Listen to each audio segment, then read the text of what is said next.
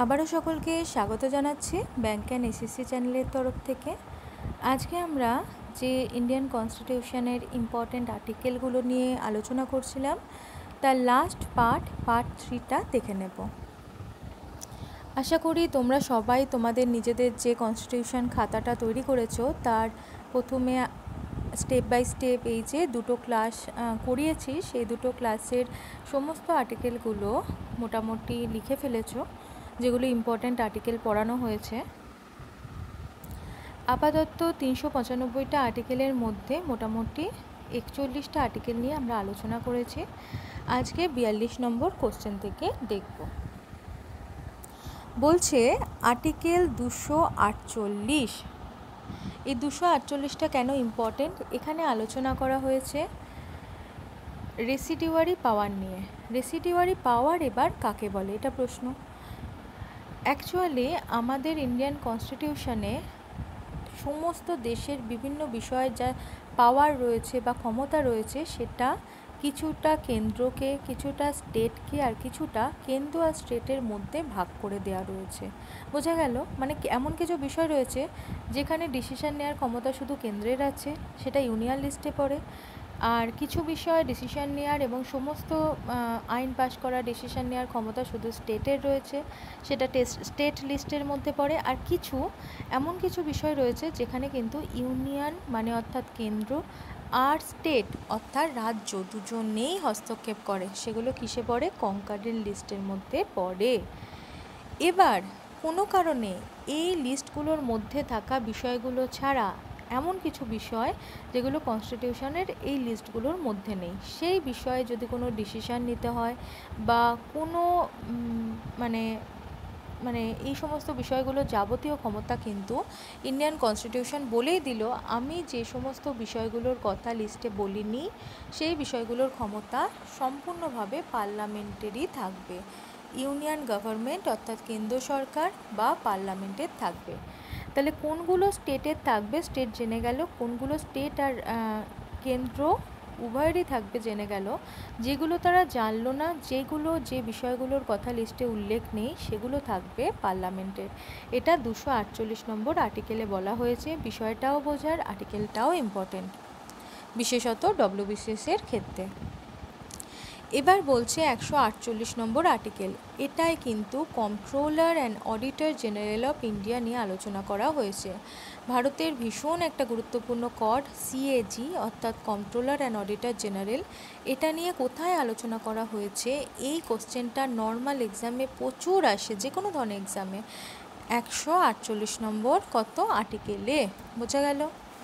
তারপর বলছে 368 নম্বর আর্টিকেলে, এটা ভীষণ ইম্পর্টেন্ট। ভারতের কনস্টিটিউশন যে সংশোধন করা যাবে বা অ্যামেন্ডমেন্ট করা যাবে তার কথা আলোচনা করা হয়েছে কিসে? 368 নম্বর আর্টিকেলে। Amendment of the Indian constitution যে কোনো এক্সামের জন্য একদম মুখস্থ রাখো। এবার বলছে আর্টিকেল 163(2). আর্টিকেল 163(2) কী বলছে? Discretionary power of the governor. মানে আমাদের দেশে রাষ্ট্রপতি আর গভর্নর রয়েছে স্টেটের ক্ষেত্রে, এক্সিকিউটিভ পাওয়ারের সবার ওপরে, মানে সবার উচ্চ পদে বসে রয়েছে। তো এনারা কিছুটা পাওয়ার কিন্তু নিজেদের সাম্মানিকভাবে পেয়ে থাকেন। যেমন একজন গভর্নর যে কোনো অবস্থায় স্টেটের বিভিন্ন বিষয় সম্পর্কে তার নিজস্ব মতামত প্রেসিডেন্টকে জানাতে পারেন। কী মতামত আর কীভাবে জানাবেন সেই ব্যাপারে কিন্তু কোনোভাবে হস্তক্ষেপ করতে পারবে না স্টেটের মানে রাজ্যের বিধানসভা বা অন্য কেউ।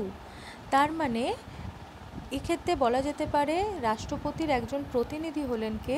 রাজ্যপাল, যে রাজ্যের বিভিন্ন খবর প্রেসিডেন্টকে জানাচ্ছেন। এবার বলছে, এবার পরের আর্টিকেলটা আর্টিকেল 74-এর 1 নম্বর আর্টিকেল।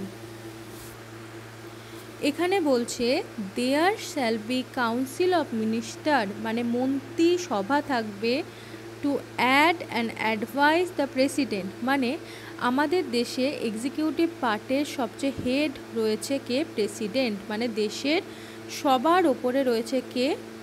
আমাদের প্রেসিডেন্ট। তো প্রেসিডেন্টকে বিভিন্ন কাজে সাহায্য করার জন্য এবং অ্যাডভাইস দেওয়ার জন্য একটা মন্ত্রিসভা তৈরি হবে এবং প্রেসিডেন্ট সেই মন্ত্রিসভা অনুযায়ী কাজ করতে বাধ্য থাকবেন। Shall act according to such advice. এই যে অ্যাডভাইসগুলো দেবে মন্ত্রিসভা, যেই মন্ত্রিসভার হেড হবেন কে? প্রধানমন্ত্রী। সেই মন্ত্রিসভা অনুযায়ী আমাদের রাষ্ট্রপতি কাজ করতে বাধ্য থাকবেন। এটা কোথায় বলা হয়েছে? আর্টিকেল ৭৪-এ বলা হয়েছে। বোঝা গেল? তারপর বলছে আর্টিকেল ৭৫-এর ১, এখানে কি বলা হয়েছে?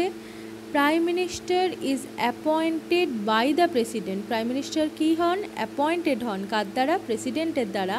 And other ministers are also appointed by the president on the advice of prime minister. তার মানে প্রাইম মিনিস্টারকে অ্যাপয়েন্ট করলো প্রেসিডেন্ট, এবার প্রাইম মিনিস্টারের অ্যাডভাইসে তার মন্ত্রিসভার অন্যান্য মিনিস্টাররা অ্যাপয়েন্ট হলো কার দ্বারা? প্রেসিডেন্টের দ্বারা। কিন্তু কে কে কোন পদে অ্যাপয়েন্ট হবে সেটা হচ্ছে প্রাইম মিনিস্টারের অ্যাডভাইস। কে অ্যাডভাইস করবে? Prime minister. বোঝা গেল? মানে প্রাইম মিনিস্টারের ডিসিশনে অ্যাপয়েন্ট করা হচ্ছে বিভিন্ন পদে বিভিন্ন মন্ত্রীকে, তাই তো? কিন্তু অ্যাপয়েন্ট করবে প্রেসিডেন্ট, অ্যাপয়েন্টমেন্ট লেটারটা দেবে প্রেসিডেন্ট। আর্টিকেল ৭৫-এ বলা হয়েছে। এবার আর্টিকেলের ৭৫-এর 1, এবার বলছে আর্টিকেলের ৭৫-এর 3-তে কী বলা হয়েছে? বলা হয়েছে ইউনিয়ন কাউন্সিল অফ মিনিস্টার আর collectively responsible to the lower house of the parliament.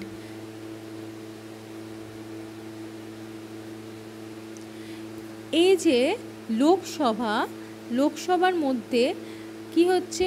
লোকসভার মধ্যে থেকেই মন্ত্রীদের নিয়ে কি তৈরি করা হচ্ছে? মন্ত্রী পরিষদ বা এই যে ইউনিয়ন কাউন্সিল অফ মিনিস্টার, তারা মানে বিভিন্ন ডিসিশন নেওয়ার জন্য কিন্তু লোকসভার বাকি মেম্বারদের কাছে, স্পিকারের কাছে, সবার কাছে দায়বদ্ধ থাকবে। বোঝা গেল? এবার একটা জিনিস বলি, এটা ছিল আর্টিকেল ৭৪-এর 1, তারপর এটা ৭৫-এর 1 আর ৭৫-এর 3। এবার দেখছি আর্টিকেল ২৪৩। ২৪৩-এর এতে গ্রাম সভা নিয়ে বলেছে। কি নিয়ে বলেছে? গ্রাম সভা নিয়ে আলোচনা করা হয়েছে।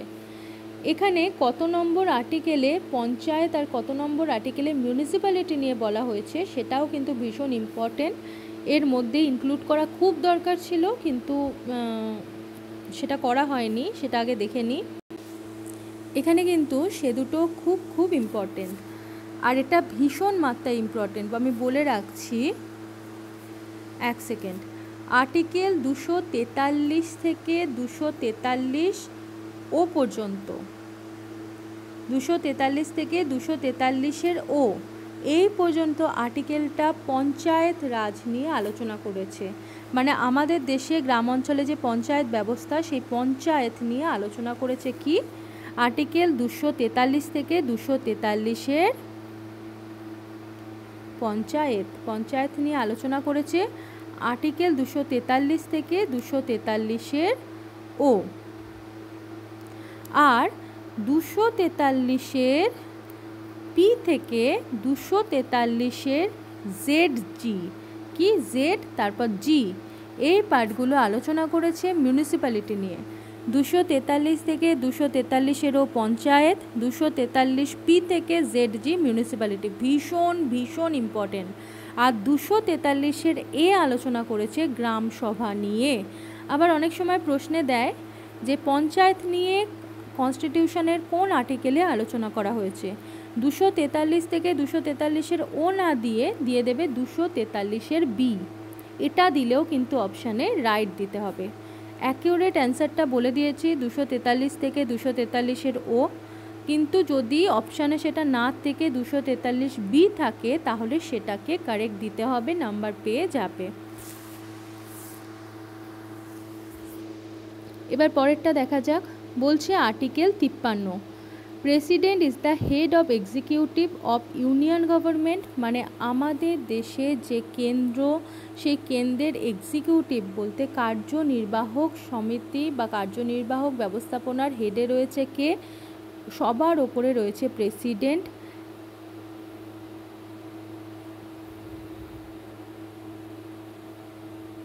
বোঝা গেল? সেজন্য সমস্ত এক্সিকিউটিভ পাওয়ার কিন্তু সাম্মানিকভাবে তাকেই দেওয়া হয়, যদিও তিনি অ্যাকচুয়ালি বাউন্ড থাকেন পার্লামেন্ট অনুযায়ী কাজ করার জন্য।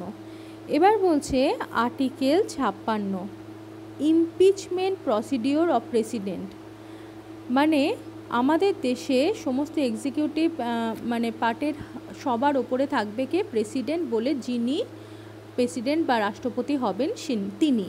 কিন্তু কোনো কারণে রাষ্ট্রপতি থাকাকালীন তিনি যদি ইন্ডিয়ান কনস্টিটিউশনের অবমাননা করেন, মানে আনকনস্টিটিউশনাল কোনো ডিসিশন নেন বা কাজ করেন, তখন কিন্তু তাকে সেই কারণে কি করা যেতে পারে? ইমপিচ করা যেতে পারে। কোথায় বলা হয়েছে? আর্টিকেল 56 কি বলা হয়েছে? Impeachment procedure for president. বোঝা গেল? বলছে আর্টিকেল 61, এটা কি বলেছে? এই যে প্রেসিডেন্টকে বললাম তো যে তার পদত্যাগ নেওয়া যাবে বা তাকে তার পদ থেকে সরিয়ে দেওয়া যাবে, কিন্তু একমাত্র একটা কারণেই কিন্তু প্রেসিডেন্টকে তার জায়গা থেকে সরানো যায়, কি? Only violation of the constitution, কোনো মিসবিহেভিয়ার বা অন্য কোনো কারণে নয়। একমাত্র একটা কারণই হতে পারে প্রেসিডেন্টকে তার জায়গা থেকে সরাবার জন্য, কি? সে যদি কনস্টিটিউশনের অবমাননা করে বা কনস্টিটিউশনের ভায়োলেশন করে এবং সেটা প্রমাণিত হয়। এবার বলছে article 54, election of president. President কিভাবে, আমাদের দেশের কোনো মানুষ কিভাবে প্রেসিডেন্ট হবে বা রাষ্ট্রপতি হবে সেই নিয়ে আর্টিকেল 54 আলোচনা করা হয়েছে। আর্টিকেল 57 আলোচনা করা হয়েছে প্রেসিডেন্ট ক্যান বি রিইলেক্টেড, মানে একজন আমাদের দেশের জনগণ বা আমাদের দেশের কোনো পার্সন একবার রাষ্ট্রপতি হওয়ার পর আবার কিন্তু প্রেসিডেন্ট হওয়ার জন্য অ্যাপ্লাই করতে পারেন এবং হতেও পারেন। যেমন একটা উদাহরণ রয়েছে আমাদের দেশে, ডক্টর রাজেন্দ্র প্রসাদ আমাদের দেশে দুবার কি হয়েছিল? প্রেসিডেন্ট হয়েছিল। তাহলে প্রেসিডেন্ট পদে কিন্তু রিইলেক্ট হওয়া যায় বা পুনর্নির্বাচন করা যায়, সেটা কনস্টিটিউশনই তার পারমিশন দিয়েছে। তারপরে বলছে নেক্সট কোশ্চেন, আর্টিকেল 124 সেখানে কি বলা হয়েছে? জাজ of supreme court can be impeach, মানে সুপ্রিম কোর্টের জাজ বলে কেউ জাজ হলে সেই জাজ পদ থেকে তাকে পদত্যাগ বা সরিয়ে দেওয়া যায়। কখন সরিয়ে দেওয়া যায়? সে যদি তার কাজ সঠিকভাবে করতে না পারে, অর্থাৎ অক্ষম হয়, অথবা সে মিসবিহেভিয়ার করে, মানে তার ব্যবহার সঠিক না হলে। কারণ একটা বিশাল গুরুত্বপূর্ণ এবং ভীষণ গুরুত্বপূর্ণ পদ হোল্ড করছে জাজের পদ, তাই তো?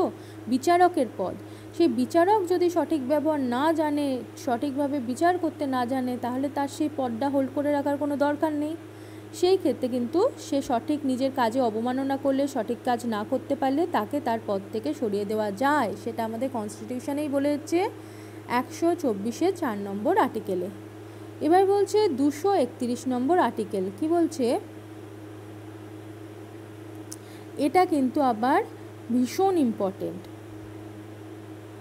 বলছে parliament can establish a common high court for 2 or more states, মানে অনেক সময় কি দেখা যায়, হাইকোর্টগুলো কি হওয়া উচিত? সুপ্রিম কোর্ট যেমন কেন্দ্রে থাকবে, ঠিক তেমন প্রত্যেকটা স্টেটে একটা করে হাইকোর্ট থাকার কথা তো। কিন্তু অনেক সময় দেখা গেছে পার স্টেটে একটা করে হাইকোর্ট রাখা বিভিন্ন কারণে সম্ভব হচ্ছে না। তখন অনেক সময় দুটো বা তার বেশি স্টেট বা ইউনিয়ন টেরিটরি এবং স্টেট মিলিয়ে একটাই সিঙ্গেল হাইকোর্টে সমস্ত কাজ করা হচ্ছে। এই ঘটনা কিন্তু ইন্ডিয়ায় অনেকগুলো উদাহরণ রয়েছে।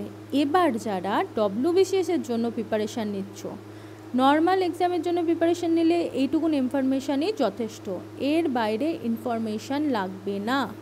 কিন্তু যারা ডব্লিউবিসিএসের জন্য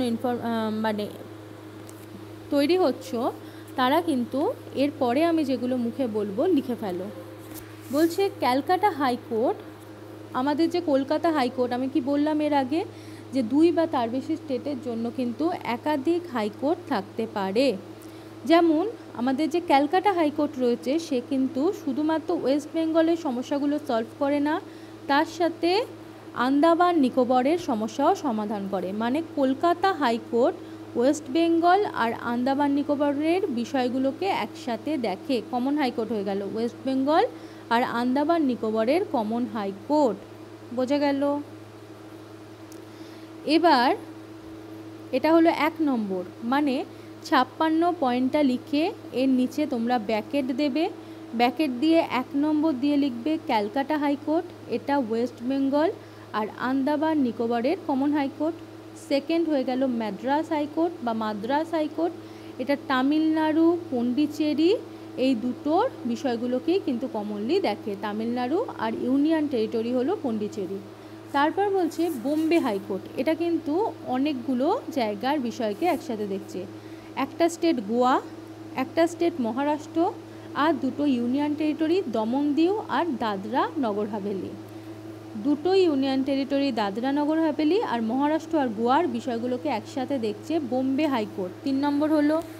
4 নম্বর লেখো কেরালা হাইকোর্ট, কোথাকার দেখছে? কেরালা আর লক্ষদ্বীপের। কোথাকার? কেরালা আর লক্ষদ্বীপের। তারপর 5 নম্বর দাও। 5 নম্বর হলো পাঞ্জাব হাইকোর্ট, পাঞ্জাব, হরিয়ানা আর চণ্ডীগড়ের বিষয়গুলোকে একসাথে দেখছে। এই 3টে জায়গার কমন হাইকোর্ট, যেখানে চণ্ডীগড় হলো ইউনিয়ন টেরিটরি, পাঞ্জাব আর হরিয়ানা হলো স্টেট। তারপর দাও 6 নম্বর গুয়াহাটি হাইকোর্ট, এটা কি করছে? আসাম, অরুণাচল প্রদেশ, মিজোরাম, নাগাল্যান্ড এই 4টে স্টেটের কমন হাইকোর্ট। কোথায়? গুয়াহাটি হাইকোর্ট। এই 6টা আপাতত মনে রাখো, ভীষণ ইম্পর্টেন্ট WBCS মেনের জন্য।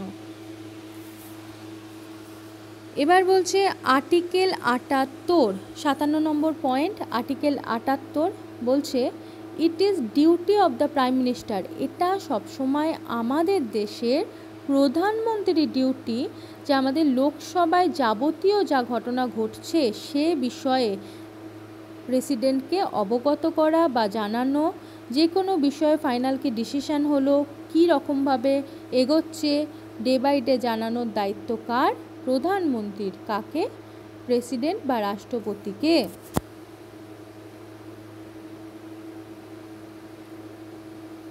এবার বলছে আর্টিকেল 167 কি বলছে? It is the duty of the chief minister, আমাদের দেশের মুখ্যমন্ত্রীর দায়িত্ব, মানে দেশের ক্ষেত্রে যেমন প্রধানমন্ত্রীর দায়িত্ব থাকে কাকে জানাবার? প্রেসিডেন্টকে জানাবার, তেমনি প্রত্যেকটা স্টেটের ক্ষেত্রে মুখ্যমন্ত্রীর দায়িত্ব থাকে কাকে জানাবার? প্রত্যেকটা স্টেটের বিধানসভায় বিভিন্ন বিষয়ে কি ঘটনা ঘটছে, কি ডিসিশন নেওয়া হচ্ছে, সমস্ত বিষয়ে জানাবার দায়িত্ব থাকে মুখ্যমন্ত্রীর। কাকে? রাজ্যপালকে।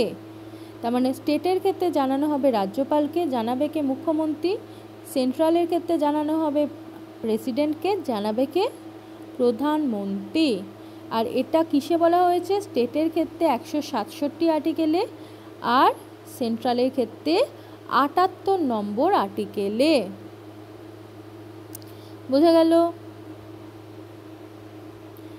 এবার বলছে 72 নম্বর আর্টিকেলে কি বলা হয়েছে? বলা হয়েছে power of president two grant pardon. আমরা অনেক সময় দেখি কোনো আসামি মৃত্যুদণ্ডে দণ্ডিত হলে বা কোনো বড়সড় শাস্তি হলে তারা কার কাছে যায়? রাষ্ট্রপতির কাছে যায় বা রাজ্যপালের কাছে যায়। তো সেই রাজ্যপাল বা রাষ্ট্রপতি বিবেচনা করলে দয়া বা ক্ষমা মার্জনা করতে পারেন কাকে? সেই আসামিকে, আর একবার সুযোগ দিতে পারেন। এই যে পার্ডন গ্র্যান্ট করার ক্ষমতা কিন্তু ইন্ডিয়ান কনস্টিটিউশনে দিয়েছে কাকে? রাষ্ট্রপতিকে দিয়েছে 72 নম্বর আর্টিকেল অনুযায়ী, 161 নম্বর আর্টিকেল অনুযায়ী দিয়েছে রাজ্যপালকে।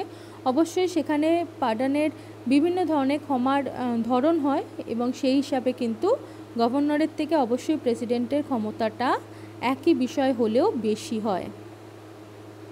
এগুলো ইম্পর্টেন্ট, একটু মনে রাখতে হবে। এবার বলছে আর্টিকেল 350 এ, 350 এতে কি বলেছে? Facility for instruction in mother tongue in primary stage. বিভিন্ন জায়গায় মাদার টাং বলতে ভারতের যে জনগণ তার যা মাতৃভাষা, সেই মাতৃভাষায় কিন্তু কি করতে হবে? ইনস্ট্রাকশান দিতে হবে। সেই ইনস্ট্রাকশান দেওয়ার কথা বলা হয়েছে কত নম্বর আর্টিকেলে? 350 নম্বর আর্টিকেল 350 এতে। এটা দেখে রাখবে, পরীক্ষায় এলেও আসতে পারে। এটা অতটা ইম্পর্টেন্ট নয়, কিন্তু এলে আসতে পারে। এবার বলছে article 40, state shall organise village panchayat. আমাদের দেশে যে পঞ্চায়েত ইলেকশনগুলো হয় সেই ইলেকশন কমিশন থাকে, তো সেখানে স্টেটের দায়িত্ব কিন্তু অনেকটা থাকে। সেটা বলা হয়েছে কোথায়? 40 নম্বর আর্টিকেলে। আর 50 আর্টিকেলে বলা হয়েছে the judicially part of the country must be separated from the executive part. মানে দেশের বিচার ব্যবস্থা আর দেশের কার্যনির্বাহক যে ব্যবস্থা, সেই দুটো ব্যবস্থা কিন্তু আলাদা থাকবে। বলতে পার্লামেন্টারি সিস্টেমটা কিন্তু জুডিশিয়ারি সিস্টেম থেকে সম্পূর্ণ পরস্পরের ওপর প্রভাব ফেলবে না। দেশের মন্ত্রীরা বিচার ব্যবস্থায় কোনো প্রভাব ফেলবে না, বিচার ব্যবস্থা যাতে সম্পূর্ণ নিরপেক্ষ থাকে তার কথা বলা হয়েছে। এবং সমস্ত জনগণের জন্য বিচার ব্যবস্থা সমান থাকা উচিত, এই কথাটা বলা হয়েছে আর্টিকেল কিসে? আর্টিকেল 50-এ। বা last article, article 51, state have to secure international piece and security. মানে আমাদের দেশেরই এটা দায়িত্ব যাতে তারা বৈদেশিক সম্পর্ক যথেষ্ট শান্তিপূর্ণ রাখে। শান্তিপূর্ণ রাখলে কি হবে? বহিঃশত্রুর আক্রমণ বা বাইরের দেশের সাথে লড়াই করার প্রবণতা অনেক কমে যাবে। ফলে কি হবে? দেশের সর্বাঙ্গীন উন্নতি হতে পারবে, আমাদের দেশের মানুষ অনেক নিশ্চিন্তে বসবাস করতে পারবে, যুদ্ধ আমরা এড়িয়ে চলতে পারবো, তাই তো? তাই ইন্টারন্যাশনাল পিস আর সিকিউরিটি মানে সুরক্ষা প্রদান করার দায়িত্ব কার? সম্পূর্ণভাবে স্টেটের। এটা সংবিধান জানিয়ে দিয়েছে 51 নম্বর আর্টিকেলে। তাহলে আমি এই যে 65টা আর্টিকেলের কথা বললাম, সেটা ছাড়া কিন্তু আরও দুটো আর্টিকেল বললাম। কত? একটা আর্টিকেলে পঞ্চায়েতের কথা বলা হয়েছে, আর একটা হচ্ছে মিউনিসিপ্যালিটির কথা। এই আর্টিকেলগুলো কিন্তু ভীষণ ইম্পর্টেন্ট। আর্টিকেল দিয়ে যদি কোশ্চেন দেয়, মোটামুটি এগুলোর মধ্যে পড়ার চান্স কিন্তু অনেক বেশি। তো এগুলো খাতায় টুকে রাখো, ভালোভাবে বারবার দেখতে দেখতে দেখবে মুখস্থ হয়ে যাবে। বা মুখস্থ যদি সেভাবেও না হয়, চোখের মধ্যে খুব সহজেই চলে আসবে। 4টে অপশান দিলে তুমি ঠিক সঠিক অ্যান্সারটা বারবার প্র্যাকটিস করলে চলে আসবে। তো আপাতত আজকের ভিডিওটা এই পর্যন্তই থাকুক। এরপর আস্তে আস্তে স্টেপ বাই স্টেপ আমি কনস্টিটিউশনের বিভিন্ন চ্যাপ্টারগুলো কভার করে দেব। যারা WBCS তারা তো দেখবেই, যারা নর্মাল এক্সামের জন্য অন্যান্য স্টেট লেভেল বা নন গেজেটেড এক্সামের জন্য প্রিপারেশান নিচ্ছ, তারাও কিন্তু এগুলো দেখবে। আর্টিকেল যদি একান্তই বেশি মনে না থাকে, তাহলে এই আমি ফার্স্ট কোশ্চেনটা একদম ইম্পর্টেন্ট আর্টিকেল বাছাইয়ের পর বাছাই করে, মানে এর চেয়ে শর্ট করো না, রিকোয়েস্ট রইল, এর চেয়ে আর শর্ট করো না। তাহলে কি সেই শর্ট করে তোমাদের সামনে তুলে ধরেছি। একান্তই যদি বিভিন্ন আর্টিকেল গুলিয়ে যায়, তাহলে এই কয়েকটা পাতা, 3 থেকে 4টে পাতা হবে, পড়ে রেখো, আর কিছু করতে হবে না। আর আর্টিকেল ছাড়া কনস্টিটিউশনের কিন্তু আর্টিকেল রিলেটেড প্রশ্ন ছাড়া বাকি যে প্রশ্নগুলো হয়, সেগুলো সমস্ত এক্সাম, নন গেজেটেড এক্সাম হোক বা UPSC হোক বা WBCS হোক, সেগুলো সম্পর্কে জানার জন্য প্রত্যেকটা চ্যাপ্টার আমি কভার করিয়ে দেব, সেইগুলো কিন্তু খাতায় লিখে রেখো। তো আজকে ভিডিওটা এই পর্যন্তই থাকুক। আমার ভিডিওগুলো যদি তোমাদের সত্যি সাহায্য করে থাকে, তোমাদের ভালো লাগে এবং তোমরা চাও আমি খুব তাড়াতাড়ি সাবজেক্টগুলো কভার করি এবং অনেক বেশি বেশি করে ভিডিও যত তাড়াতাড়ি সম্ভব দিতে পারি বা দিই, সেই জন্য তোমরা ভিডিওটা লাইক করে দাও। তোমরা জানাও তোমাদের ভিডিওতে আদৌ উপকার হচ্ছে কি না, কী দরকার, কি অসুবিধা হচ্ছে। কারণ এমনি কমিউনিকেশন করার তো সুযোগ নেই, কমেন্টের থ্রু দিয়েই করতে হবে। তাহলে তোমাদেরকে সুবিধা অসুবিধাগুলো জানলে, তাহলে আমি আমার ভিডিওটা ইমপ্রুভ করতে পারবো। তোমাদের কোনো টপিকে যদি কভার করতে লাগে, অন্য যে কোনো টপিক, তাহলে সেগুলোও জানিয়ে রেখো। তাহলে কি আমি কমেন্টে যদি সেগুলো দেখি, তাহলে সেগুলো আলাদা করে আমার মাথায় থাকবে। তো তবে আমি কারেন্ট অ্যাফেয়ার এখন কভার করব না। আগে আমি যেহেতু চ্যানেলে আগে একদম ফান্ডামেন্টাল বিষয়গুলোকে কভার করার চেষ্টা করছি, তারপর মানে যেগুলো স্ট্যাটিক বিষয় সেগুলোকে কভার করার চেষ্টা করছি, ম্যাথ, GI, ইংলিশ আর বিভিন্ন ধরনের জিকে। তারপর আমি কারেন্ট অ্যাফেয়ারও কিন্তু সময় সময় দিতে থাকব। তো আজকে ভিডিওটা এই পর্যন্তই থাকুক। ভালো লাগলে লাইক করো, বন্ধুবান্ধবদের মধ্যে শেয়ার করো, আর আমার চ্যানেলটা সাবস্ক্রাইব করে নাও। এই ভিডিওর নিচে রেড কালারের সাবস্ক্রাইব বাটন দেখবে, সম্পূর্ণ বিনামূল্যে সাবস্ক্রাইব করে নাও। সাবস্ক্রাইব করার সাথে সাথে এর ঠিক পাশে একটা ঘন্টার চিহ্ন দেখবে, ওই ঘন্টার চিহ্নে হাত দিলে নোটিফিকেশান অন করার একটা অপশান দেখবে, সঙ্গে সঙ্গে ওই ঘন্টার চিহ্নটা অন করে দেবে। এর ফলে কী হবে, তুমি যখনই ইউটিউবটা খুলবে মোবাইলে বা কম্পিউটারে, যেখানেই খোলো না কেন, তখন আমি যখনই নতুন ভিডিও দেব তার ইনফরমেশান অটোমেটিক্যালি চলে আসবে। তোমাকে কিন্তু বারবার চ্যানেলটা সার্চ করে দেখতে হবে না, আপনি থেকেই তুমি সম্পূর্ণ ফ্রিতে সমস্ত নোটিফিকেশান পেয়ে যাবে। কখন আমি কী ভিডিও দিলাম সেই খবর তোমার কাছে পৌঁছে যাবে। এটা তোমাদেরই একটা সুবিধার জন্য ব্যবস্থা করা হয়েছে। পারলে তোমরা নোটিফিকেশান বাটন অন করো, আমার চ্যানেলটা সাবস্ক্রাইব করো, কারণ সাবস্ক্রাইবার যত বেশি বাড়বে তত আমি ইন্সপায়ার হব, তত তাড়াতাড়ি ভিডিওগুলো তোমাদের দিতে চেষ্টা করব, তত বেশি তোমাদের হেল্প করার একটা মানসিকতা গড়ে উঠবে, যে তোমাদের আদৌ আমার ভিডিও কাজে লাগছে কি না সেটা বুঝতে পেরেছো? তাহলে আজকে ভিডিওটা এই পর্যন্তই থাকুক।